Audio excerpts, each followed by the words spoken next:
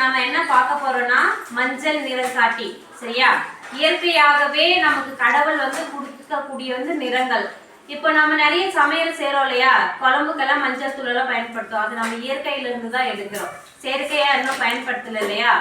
இந்த காஸ்டி பவுடர் தான் வந்து செயற்கையா இப்பெல்லாம் அந்த மாதிரி பிரியாணிக்கு அந்த மாதிரி எல்லாம் பயன்படுத்துவாங்க. பட் வந்து இயற்கையாகவே மண்ணில இருந்து கிடைக்கக்கூடிய மூலங்கள்ல ஒண்ணு வந்து மஞ்சள் தூள். அந்த மஞ்சள் நிறம் காட்டியை பத்தி தான் இன்னைக்கு செயல்பாடு வந்து செய்ய போறோம். ஓகேவா? புரியுதா? அது வந்து அமிலத்தோடு வினை புரியும் போது எப்படி மாறுது நிறம், காரத்தோடு வினை புரிஞ்சா எப்படி இருக்கு அப்படின்ற செயல்பாடு இன்னைக்கு நம்ம பார்க்க போறோம். சரியா? தண்ணி, இது வந்து தண்ணி அளந்து எடுக்கிறதுக்காக பயன்படக்கூடியது. இதுல எவ்வளவு ml தண்ணி வேணுமோ அதை வந்து மெஷர்மெண்ட் ஜார் 10, 20, 30 அப்படின்னு சொல்லிட்டு வந்து ml இருக்கும். நம்ம ஏதாவது ஆய்வகத்துல செய்யும்போது தண்ணி வந்து இந்த மாதிரி அளந்து எடுத்துப்பாங்க, டிஸ்டில் வாட்டர். சரியா? இதுல இப்ப அளந்து எடுத்துக்கிறேன். இதுல பாருங்க ஆட் பண்ற தண்ணி. இப்போ நீர் மட்டும்தான் இதில் எடுத்துருக்குறேன். மஞ்சள் தூள் நமக்கு இயற்கையா வந்து மண்ணில இருந்து கிடைக்கக்கூடியதை எடுத்து நாம செய்யறோம் இல்லையா. இதுக்கு நிறைய ப்ராசஸ் இருக்கு. மஞ்சள் பச்சையா வளைஞ்சதுக்கு அப்புறம் காய வச்சு அதை வந்து இடிச்சு கொஞ்சம் பதமா இருக்கும்போது இடிச்சு அதை உலர வச்சு அப்புறம் வரல்ல போட்டு அப்பெல்லாம் இடிப்பாங்க. இப்போதான் மிஷின் சிஸ்டம் வந்துருச்சு. சரியா?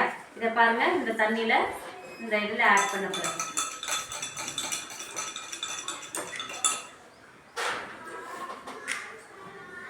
ஓகேங்களா? இப்போ இதில் ஆட் பண்ணிட்டேன். இப்போ இதில் முதல்ல வந்து இந்த இயற்கையாக இருக்கக்கூடிய மஞ்சள் தூளில் வந்து நான் என்னத்தை ஆட் பண்ணுறேன்னா சுண்ணாம்பு. சரியா? சுண்ணாம்பு ஆட் பண்ணும் பொழுது நமக்கு என்ன டிஃப்ரென்ஷியேட் தெரியுதுன்னு சொல்லி பார்க்கலாம். இது சுண்ணாம்பு கலந்த நீர்.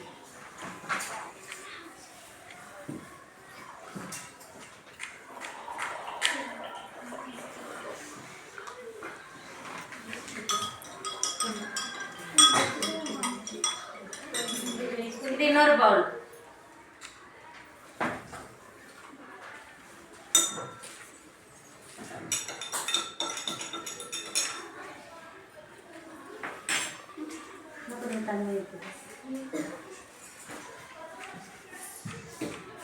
நல்லா பார்த்துக்கோ.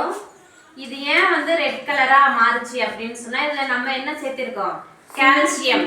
சுண்ணாம்போட வந்து பேர் வந்து என்னது? கால்சியம். சரியா?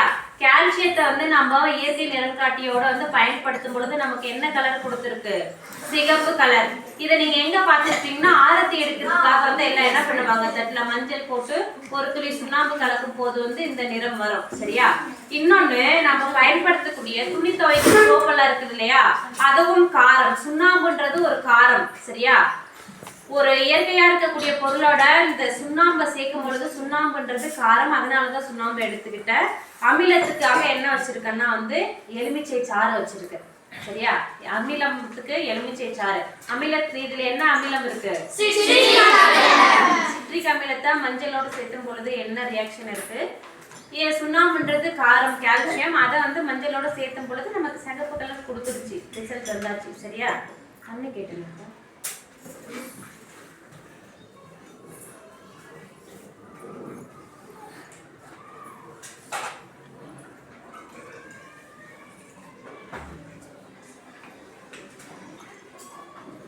இதுல மஞ்சள் கலந்த நீர்ல வந்து இப்ப என்னத்தை சேர்த்த போறோம்? சிட்ரிக் அமிலம். சரியா? அமிலம்னு சிட்ரிக் அமிலம் லெமன் இருக்கிறதுனால நம்ம சேர்த்துறோம்.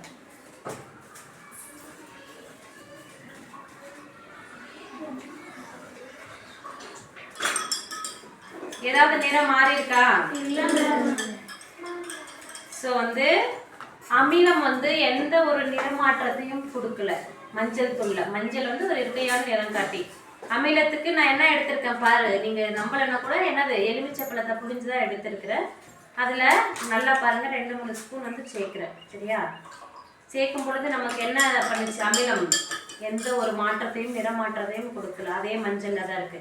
ஆனா இதுல வந்து திரும்பவும் கூட செய்யலாம் பாரு. இந்த கப்ல தண்ணி இருக்குதா? சரியா?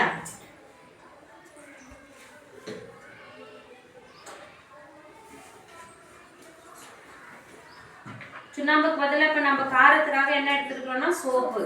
சரியா? நம்ம துணி துவைக்கிற சோப்பெல்லாம் இருக்கு இல்லையா, அதை வந்து பயன்படுத்தும் பொழுது நமக்கு பாரு இந்த சோப்பு இருக்கு, வாஷிங் பார் இருக்கு, அதை வந்து ஆட் பண்ண போறேன்.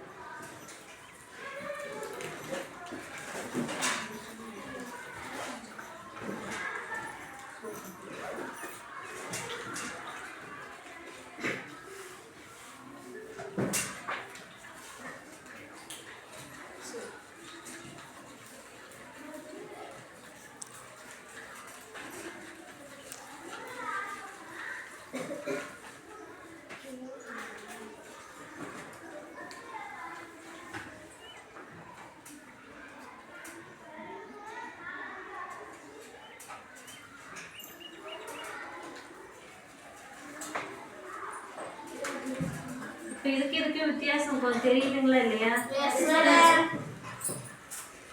அந்த டிசால்வ் ஆகுறதுக்கு கொஞ்சம் லேட் ஆகுது. ஏன்னா சோப்பு வந்து நம்ம எல்லாமே எடுத்துக்கக்கூடிய கான்சன்ட்ரேட் தானே. இப்போ ஒரு ஸ்பூன் சர்க்கரை எடுத்துக்கிறோம்னா அது 1 டம்ளர் தண்ணியில கரையும். 1 கிலோ சர்க்கரை எடுத்து ஒரு டம்ளர் தண்ணியில கரைக்க முடியுமா? ஸோ அதனுடைய ஈக்குவலிட்டி கரை பொருள் நம்ம அந்த கரைப்பான் ரெண்டுத்தோட வந்து என்னது இணைதிறன் பொறுத்து தான் அது வந்து கரையும். சரியா? இதுல வந்து சோப்பு எடுத்து கரைச்சிருக்கிறோம். இதுல வந்து என்னது சுண்ணாம்பு, காரத்துக்கு சுண்ணாம்பும் அமிலத்துக்கு எலுமிச்சை சாரம் எடுத்துக்கிட்டோம். அதே சமயம் இப்போ ஒரு மஞ்சள் துணி எடுத்துக்கிறீங்க. சரியா? மஞ்சள் துணி நம்ம ஏதாவது வீட்டில் மஞ்சள் பயன்படுத்தி துடைச்சிருக்கிறோம்.